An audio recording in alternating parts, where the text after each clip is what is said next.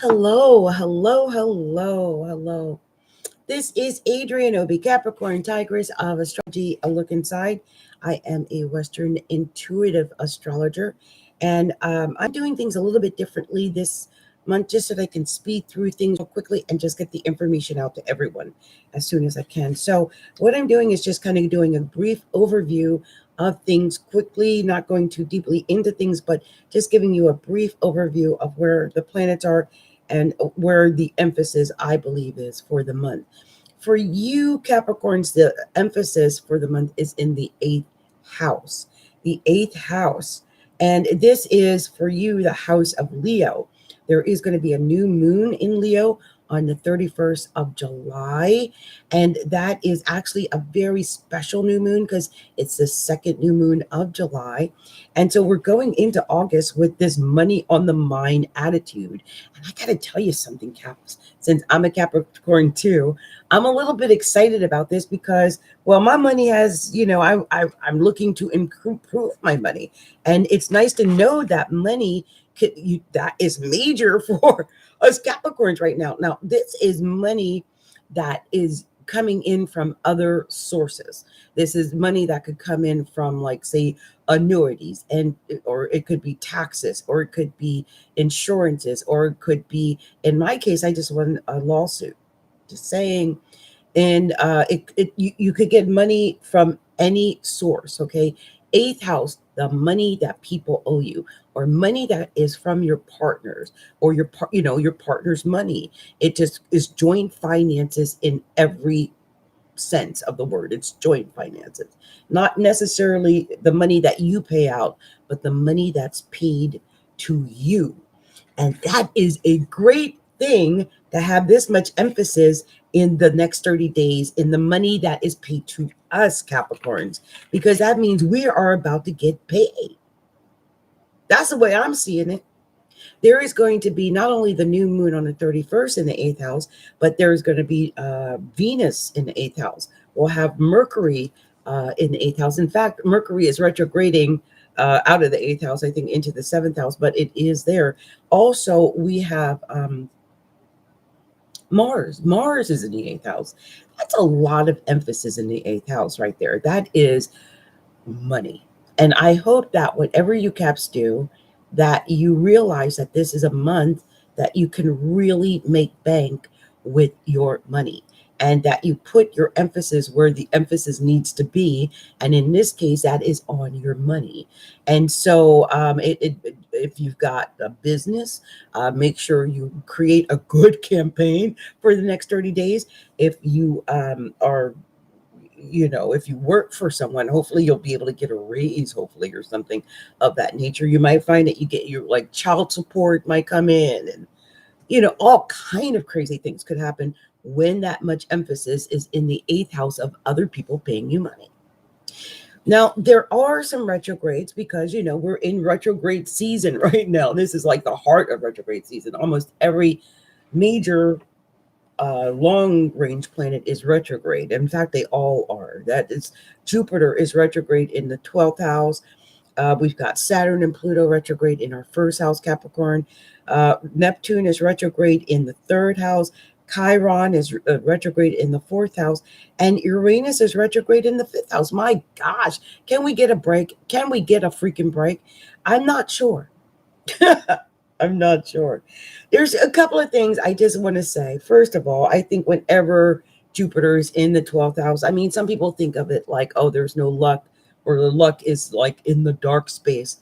But it could just be that the luck, which is Jupiter, and I've talked about this, it's an internal luck, it's an internal joy, it's an internal faith, it's an internal belief. I mean, it's the 12th house. It's putting like this weird faith and belief that you can do certain things into your inner core. It's retrograding back to make sure you get the message too. So, I mean, this month is that month that I hope we get that message. Also, Saturn and Pluto retrograding in our first house. When I think about Saturn and Pluto retrograding in the first house like that, in my case, it's sitting right on my ascendant. I think about the polishing of like a piece of coal that ends up becoming a shiny diamond. That's exactly the way I think of it. All of the pain, all of the trials, all of the work and nights up and, burning the night oil and missing appointments and breaking off engagements and maybe even losing your relationships and whatever you've done to propel yourself forward or to regain your sense of self, your sense of independence, your self of independence, actually, or, not dependence, but independence, or interdependence. That's the word I'm looking for. Interdependence, where you can work with others independently, but you're not dependent on them. We are mastering that because Saturn and Pluto are making us strong in ourselves. We are becoming strong. We are becoming our own leaders, our own bosses. We are setting our own standards. And I think that is a cool thing. And use this time because Saturn, I believe, goes direct on the 3rd of September and Pluto goes direct in October. So use this time to get out of it all the learning and messages and everything that Saturn wants us to learn. And I can tell you for myself, I am going into a training into the month of August. It's 3 weeks in a row. And so I'm going to be actually, this whole period will be filled with learning and training and hopefully building a structure or rebuilding the structure, right? Retrograde, rebuilding the structure for what it is I need to do in order to get the results I need to get. And so that's what retrogrades do. They make us go back over things. Now, on the 15th of August, there is going to be a full moon, not in the 8th house, but on the opposite side in Aquarius, which is falling in our 2nd house of money. So there's going to be a full moon in the 2nd house of money. Okay. I want you to be aware of that.